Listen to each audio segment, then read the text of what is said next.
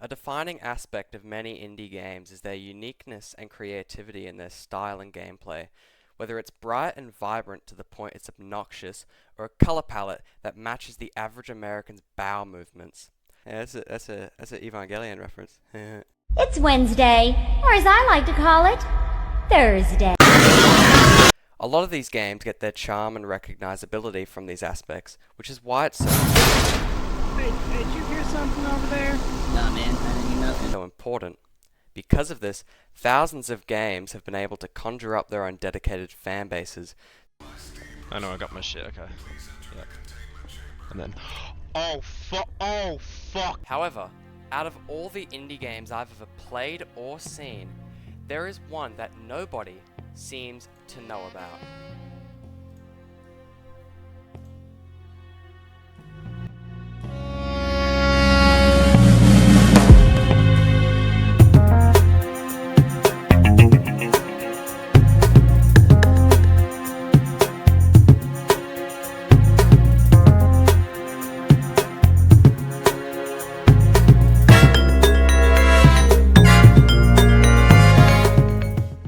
The Framed Collection is a very short and unique game, styling a 50s noir aesthetic coupled with a comic book style puzzle game.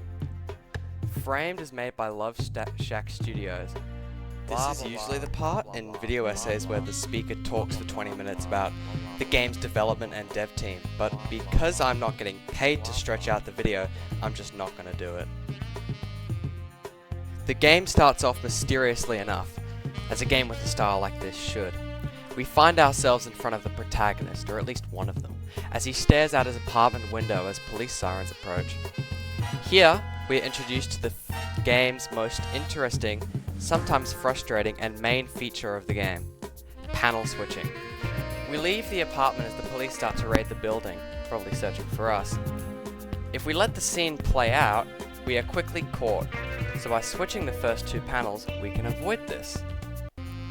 This is where it starts to get a bit more complex, subtly, but it does get more complex. We need to switch the panels based on where the doors will lead us, and this feature becomes very common later on. After we make it past the second stage, cops just give up on arresting us and go straight to gunning us down, which is probably the most realistic part of the gameplay. If we want to avoid being shot, we need to turn into Max Payne and swan dive over a kitchen table, which I personally theorize to be made of pure steel the way it tanks bullets like it's nothing. We leap out of the nearest window, and due to video game logic, a convenient power line promptly manifests for us to use. By scaring a random pigeon, it proceeds to fly into the range of the nearest cop with precision rivaling the Hitman briefcase. We then get a first-hand look at the absolutely appalling infrastructure of the game's buildings, where basically any surface thinner than a cargo ship runs the risk of completely collapsing and killing you. After making our way through more police and apartment staircases, our character foolishly attempts to aura farm by smoking another cigarette, and is quickly tackled to the ground.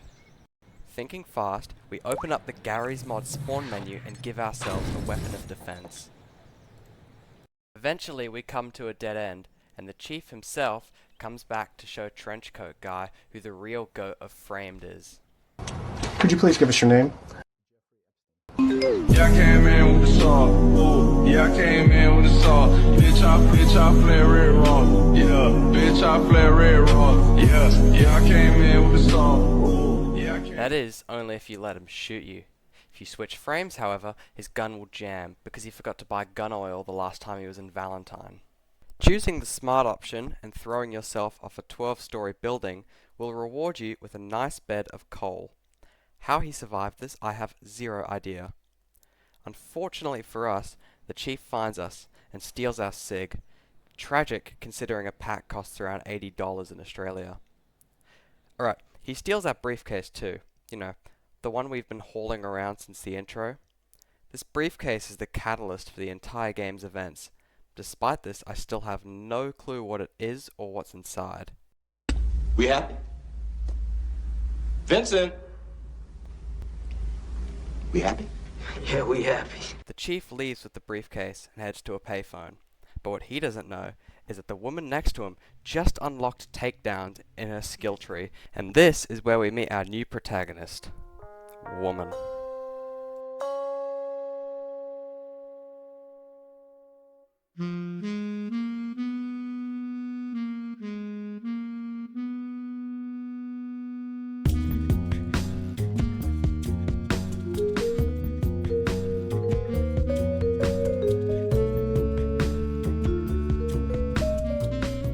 She borrows the briefcase and stops to make sure she gets in her minutely smoke. And wait, did you see that? This is what I like to call a turn panel. Creative, I know. And at first, it looks pretty fun. See? That dude just fell into the bin. How fun it— oh, fuck off. 我想我要买一只左宗棠鸡饭。 Moving on, we are chased by a cop and cornered, but the trenchcoat guy comes back to save us. How'd he get here? Don't worry about that. If I start going outside, bro, it's over for all of y'all. Like I'm telling y'all, that's why my mom is trying to keep me in the house. She wants to keep me in this fucking crib all fucking day. Cause she know that I got powers and she know I'm gonna kill everybody. Like it's coming, I told her. We save her by taking her briefcase and leaving her there. And they said chivalry was dead. Now with the briefcase back, we go through more turn panel based puzzles. One with stairs, one with pipes, and one with a spotlight that's actually pretty fun. Finding ourselves at a diner with the lady, she spikes our drink and, like any respectable person in the 1950s, steals our train ticket, but not before dropping it right in front of the chief. Amazing work. He follows her, naturally, as she boards a train whilst avoiding the police, who seem to be more prevalent than Metro cops in Half-Life 2.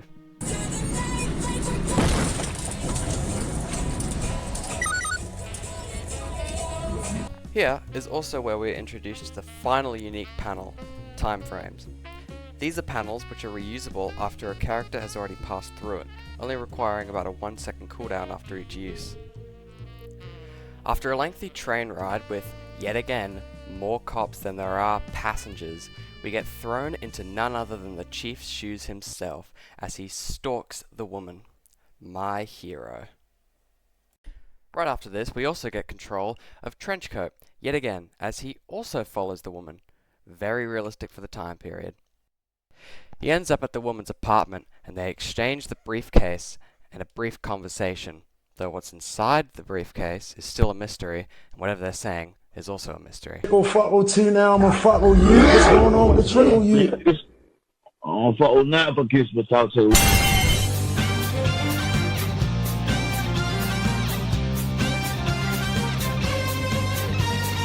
Trench gets hit, but this doesn't really sit well with him, so he decides to use whatever is in the briefcase to completely rearrange the timeline. However, by doing this we can uncover the true game's events. As it turns out, we've been playing the entire thing in reverse. With this newfound enlightenment, we can see what really happens.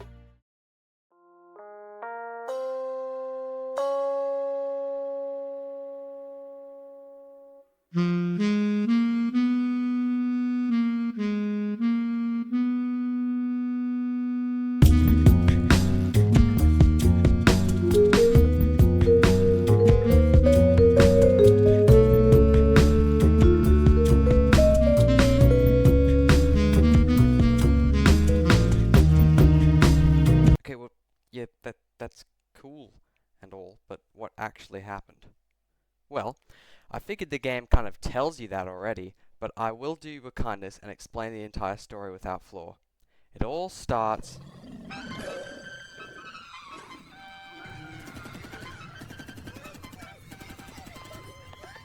Yeah, remember how it's called the Framed Collection?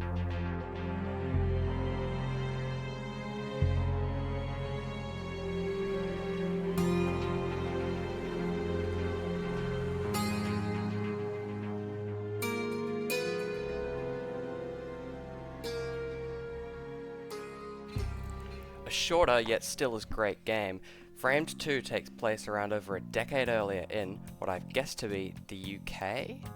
Because of the clock tower, that's really Look, man's top of the world. We take control of a new protagonist as we venture off to deliver a briefcase. The same one in the first game. Like I said, everything revolves around this stupid little black box. Our new guy is also the whitest and skinniest character in the entire game. Oh yeah, 40 minutes into my stream of my playthrough, I also realized that my game volume was like 90% louder than I actually was.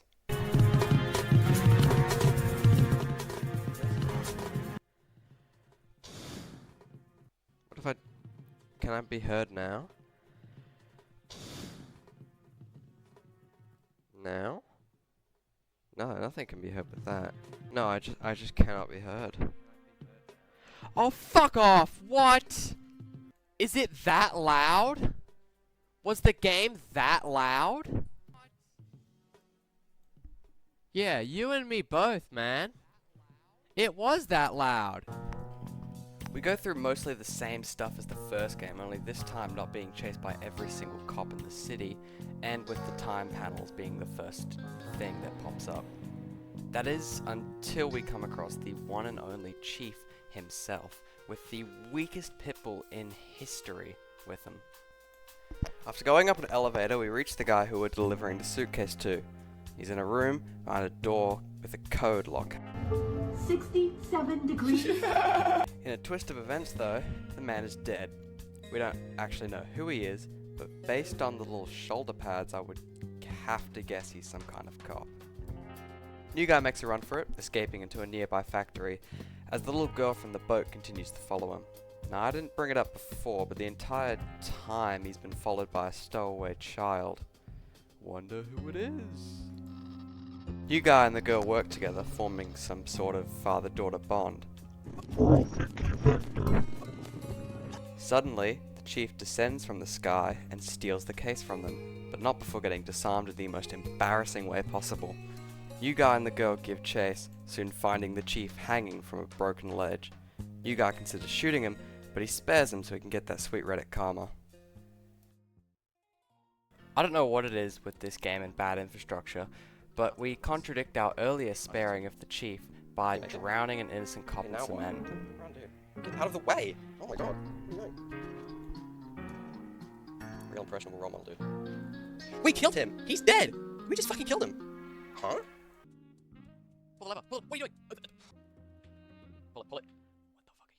What the fuck are you doing? I wanna know what it is to do. Tell you I like it. I wanna know Dude. what it Surprisingly, after leading a small child through a construction site, she falls, tragically wasting 3 quality paint cans as she does, and also alerting the chief.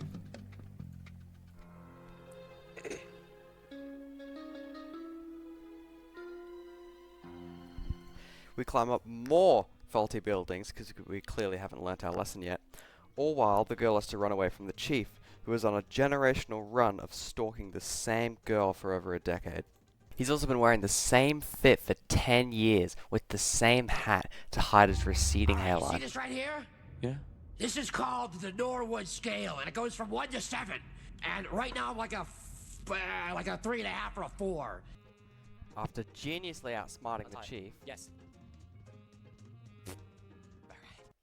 we land back as the new guy in another level I don't like. That's not what I wanted to... Similar to the train levels with the woman, this one's just another time panel based puzzle with just a bit more complexities. Main reason I don't like it is because I suck at the game. Once we finish the level, we find the girl still being chased by the chief. I mean, seriously, dude. Outpaced by a little girl, just resign! This is not a time trial one. I'm manifesting it. It's not. Fuck you. This level's also pretty simple, in the way we just need to swing around on some lights. Despite this, I was still really shit. Oh, fire. No?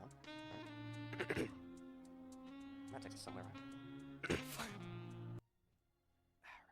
Yes. New guy comes face to face with the chief, engaging in the climactic battle of the finale.